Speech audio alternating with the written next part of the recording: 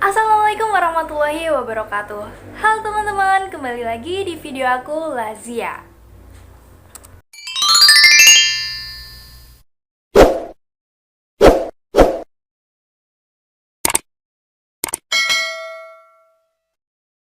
Pada pembahasan soal kali ini, aku menggunakan soal UMPTKIN tahun 2019 dengan kode 1913. Buat teman-teman yang belum mempunyai softfile soalnya atau bentuk soalnya, silahkan download di link deskripsi. Sudah aku sertakan link downloadnya untuk mendapatkan soal. Sebelum lanjut ke soalnya, seperti biasa, subscribe dulu channel aku bagi yang belum, agar aku lebih semangat lagi bikin video pembahasan soal UMPTKIN, dan like, comment, share video ini supaya video ini lebih bermanfaat untuk yang lainnya. Oke, langsung aja lanjut ke pembahasannya. Nomor 96. Kita baca dulu teks yang ada di soal tersebut. Yang ditanyakan adalah langkah yang harus dilakukan Andi untuk rujuk kepada istrinya.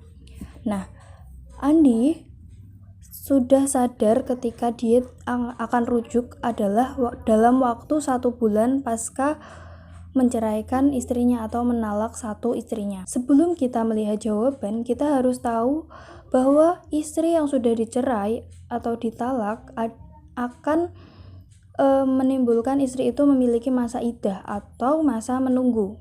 Nah, kita harus ketahui dulu masa iddah istri atau masa menunggu yang ditalak 1 atau 2 waktunya sama seperti ditinggal meninggal suami, yaitu 4 bulan 10 hari.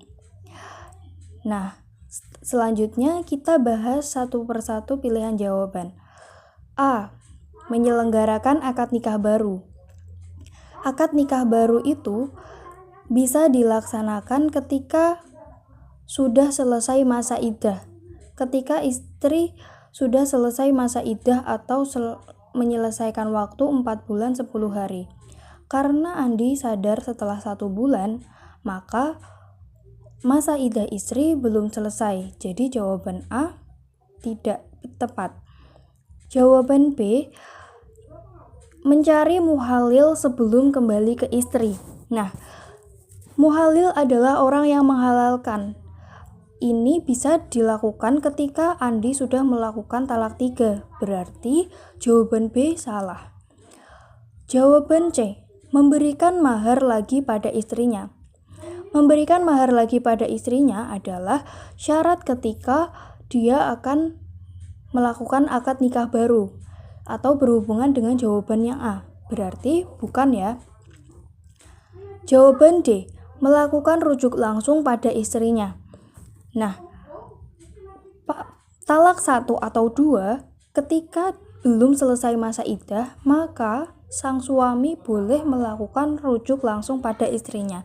Jadi jawaban benar adalah jawaban yang D. Nomor 97. Mari kita baca teksnya. Dari teks tersebut, kita ketahui Adnan, Tomo, dan Tika merintis perusahaan secara bersama. Adnan menyetorkan modal 600 juta, Tomo dan Tika masing-masing 200 juta. Jadi Tomo 200 dan Tika 200. Nah, Adnan mendapatkan presentasi laba bersih yaitu 60% dan Tomo dan Tika masing-masing 20%. Nah, yang ditanyakan adalah pertanyaan yang salah atau yang tidak benar. Dalam pilihan jawaban, semuanya membahas syirkah. Kita harus tahu dulu, apa sih syirkah itu? Syirkah adalah suatu akad kerjasama antara 2 orang atau lebih untuk suatu usaha tertentu, di mana masing-masing pihak memberikan kontribusi dana atau amal dengan kesepakatan keuntungan dan kerugian itu ditanggung bersama. Nah, kita langsung pada pilihan jawabannya. A. Syirkah karena masing-masing memberikan sahamnya. Pertanyaan ini benar ya, karena semua antara Adnan, Tommy, dan Tomo memberikan saham atau modal untuk perusahaan itu. B. Syirkah karena akan mendapatkan persentase bunga. Nah, dalam hal ini, dalam teks yang dibahas adalah untung dan rugi. Jadi bukan maksudnya kayak kerjasama untuk membangun perusahaan ya. Jadi bukan seperti hutang piutang yang ada bunganya. Jadi kemungkinan salah. Kita lihat dulu jawaban C dan D. Jawaban C, syirkah karena masing-masing pihak sama-sama bekerja. Nah, dalam teks itu mereka sama-sama merintis perusahaan, berarti mereka sama-sama bekerja. Jadi jawaban C benar. D, syirkah karena di dalamnya ada unsur profit dan loss sharing. Dalam syirkah memang atau dalam suatu kerjasama pastinya ada profit dan loss sharing. Jadi jawabannya benar. Jadi jawaban yang tepat dari nomor 97 adalah B. Nomor 98. Mari kita baca teksnya terlebih dahulu. Nah, dalam teks itu Abdullah membagi-bagikan uang hampir 1 miliar agar orang-orang memilihnya. Nah, yang ditanyakan adalah pernyataan ini benar kecuali, berarti yang tidak. A. Tindakan Abdullah tidak benar karena mencederai demokrasi. Betul ya, karena Abdullah membuat orang-orang tidak secara bebas memilih apa yang ingin dia pilih. Karena dia memberi uang, makanya orang-orang memilih karena dia diberi uang. Jawaban B. Tindakan Abdullah tidak benar karena termasuk politik uang. Politik uang atau money politik itu berarti menggunakan uang atau menyalahgunakan uang untuk kegunaan atau kepentingan, yaitu untuk dipilih, agar Abdullah dipilih. Jawaban C. Tindakan Abdullah tidak benar karena menggunakan biaya politik. Nah, biaya politik itu adalah biaya yang dikeluarkan untuk kampanye, pendaftaran, dan lain-lainnya. Jadi, Abdullah dan semua yang ingin mencalonkan atau yang ingin dipilih atau yang masuk ke pemilu kayak gitu tetap menggunakan biaya politik. Jawaban yang D. Tindakan Abdullah tidak benar karena melanggar UU Pemilu 2017 Luber Jurdil. Benar ya, karena tindakan Abdullah memang melanggar UU Pemilu. Jadi jawaban yang tepat adalah C. Tindakan Abdullah tidak benar karena menggunakan biaya politik. Soal nomor 99.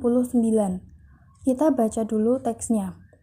Dalam teks disebutkan bahwa Andi membeli HP dalam kegelapan dan Andi tidak boleh membuka HP yang masih ada di dalam kotak. Nah, jual beli tersebut adalah, kita lihat pilihan jawabannya. A. Tidak sah karena mengandung unsur maisir. Maisir adalah permainan adu nasib atau perjudian. Berarti bukan ya.